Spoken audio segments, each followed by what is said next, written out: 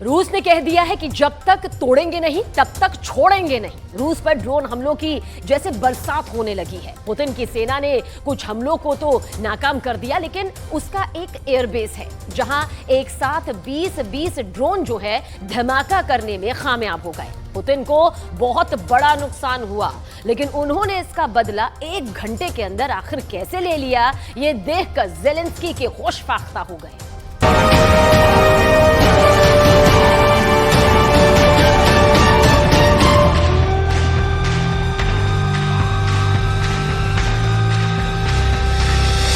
उनतीस अगस्त रात 11 बजे ये आग रूस में लगी है। ये सायरन रूस में बज रहा है। ये रूस का पेस्को इलाका है और यहां हुए धमाकों के बाद एयरबेस धू धू कर जल रहा है।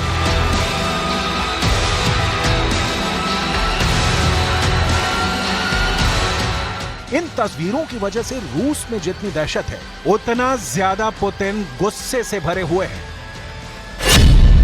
क्योंकि इस हमले में 20 ड्रोन से हमला किया गया और इस अटैक में रूस के एक तो नहीं 4 बड़े मालवाहक विमान IL-76 तबाह हो गए हैं। ये वो विमान हैं जिससे यूक्रेन के मोर्चे पर रसद पहुंचाई जाती थी और सैनिकों को पैराड्रॉप भी किया जाता था।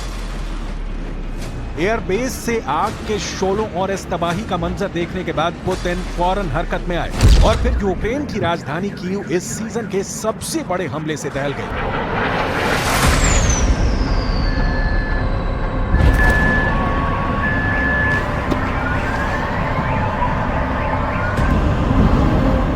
इस धमाके और इसकी तस्वीरों ने ज़ेलेंस्की को रात भर सोने नहीं दिया। यूक्रेन की पूरी राजधानी रात भर जागी है, क्योंकि पुतिन ने 1 घंटे के अंदर ही यूक्रेन से बदला लिया है।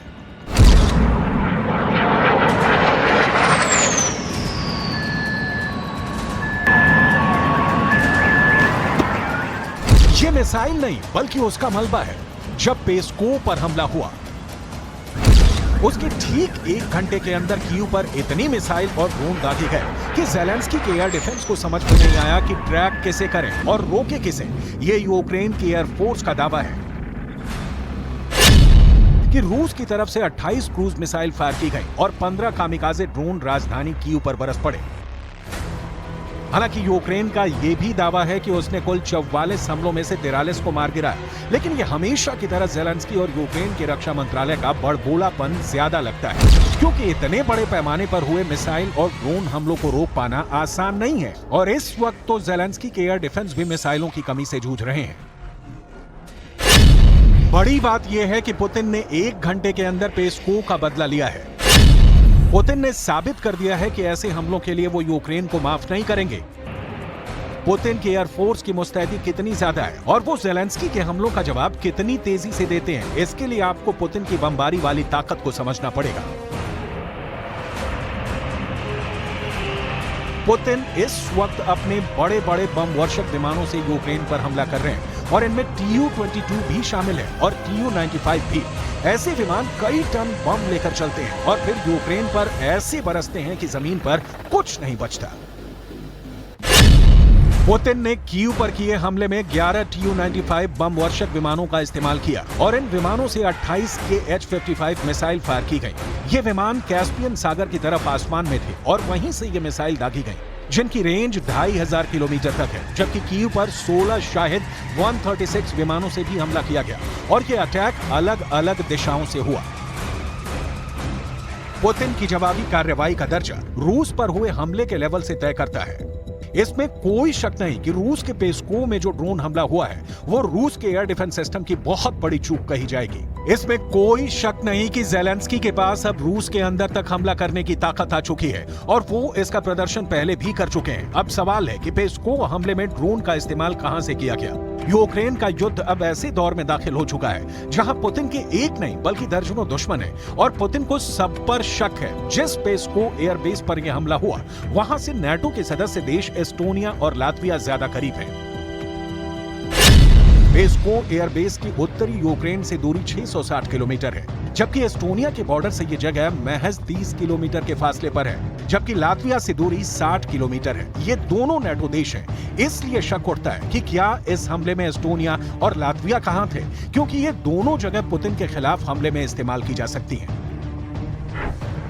यूक्रेन के युद्ध को देखते हुए ये हमले बहुत गंभीर बात माने जा रहे हैं, क्योंकि अगर इसमें पुतिन किसी भी तरह से ये साबित करने में कामयाब रहते हैं कि ऐसे हमलों में एस्टोनिया या फिर लातविया का भी हाथ है, तो फिर कोई ताकत रूस को नेटो पर हमला करने से नहीं रोक पाएगी। हालात इसलिए भी नाजुक हैं क्योंकि पुतिन पर 1 महीने में ये ऐसा दूसरा हमला है जिससे ये बात साबित हो गई है कि युद्ध अब रूस के बॉर्डर के अंदर दाखिल हो चुका है। इससे पहले 19 अगस्त को रूस के सेल्सी एयरबेस पर बहुत बड़ा हमला हुआ था और तब रूस के स्ट्रेटेजिक बम वर्षक विमान Tu-22M3 को ड्रोन अटैक में तबाह कर दिया गया था। तब इस तस्वीर ने पुतिन को बहुत बेचैन रखा। 24 घंटे के अंदर पुतिन की तरफ से जवाबी कार्रवाई का इंतजार होता रहा।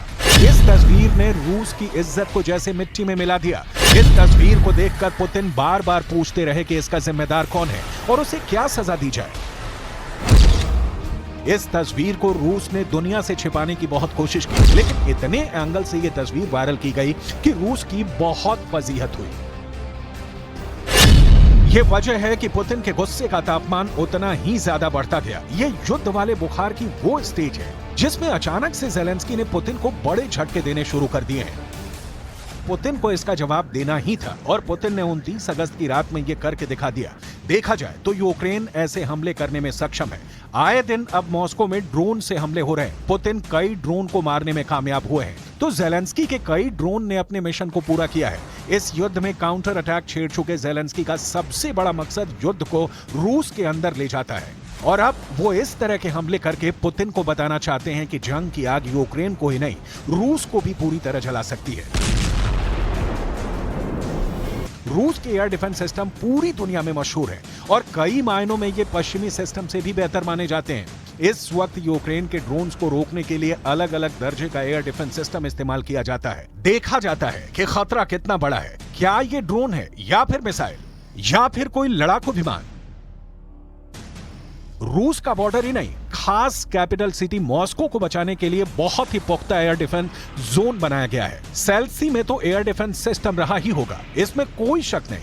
रूस को हवाई हमले से बचाने के लिए सबसे बाहरी circle S-500 air defence system cover करता है, जो विमान ही नहीं परमाणु बैलिस्टिक मिसाइल को भी रोक सकता है।